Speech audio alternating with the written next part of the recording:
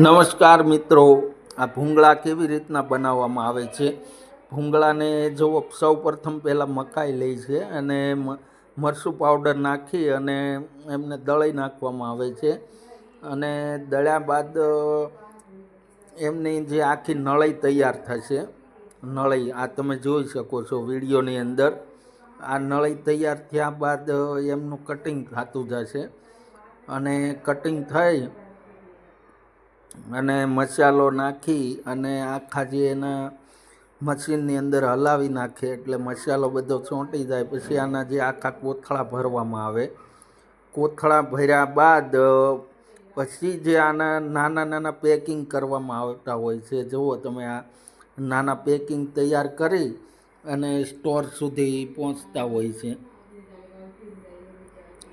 આ પેકિંગ જોઈ શકો છો તમે કેવી રીતના જે આખું